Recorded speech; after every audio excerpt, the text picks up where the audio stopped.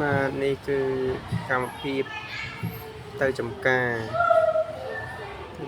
ឲ្យឃើញត្រីពោច្រើនណាស់នៅទំនុកវែងនៅខាងក្នុងត្រីច្រើនមែនតើនៅនេះ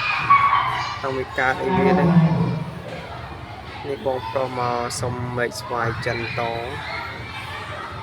មកដល់ឃើញត្រីអូច្រើនត្រីរាសត្វត្រីរាច្រើនណាស់ហើយខាប់ពលពេញបឹងដឹងធ្វើម៉េចបានបងសម្លាញ់ស្ដាប់ប្រៃអត់បានទេនេះគឺដាក់ស្បាយដាក់អីនៅនេះច្រើនអត់ចូលមានស្រះមានអីគេច្រើនវាចូលក្នុងស្រះត្រីច្រើនណាយតនាទេពេញបង់អស់នៅខាងញងទំនុកវែងនៅខាងពងចលងញងនៅក្រៅខាងទួតទូងមកមើលចំការមានអីឃើញត្រីពលពេញបឹងមានសំណាញ់នេះបងបាននេះច្រើនណានេះវីដេអូនេះគឺមកទឹកអីមកទឹកពីទឹកអីថតច្រើនណាសត្វត្រី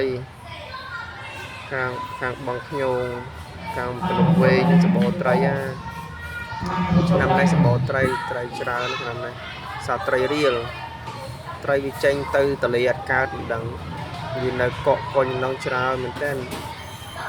យតនាត្រីឡងខាប់ពលពេញបឹង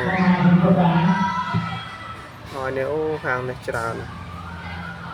នេះអ្នកមកមើលត្រីអត់ដឹងធ្វើម៉េចទេបានល្អដៃឆ្កាជើងដាក់មកសំណាញ់ច្រើនមកយ៉ាងនេះត្រីពេញបឹងហ្មងត្រីសត្វត្រីរាសត្វអត់មានត្រីកញ្ចក់ត្រីអីទេត្រីរាច្រើនណាស់ពេញបឹងនៅខាងទូតង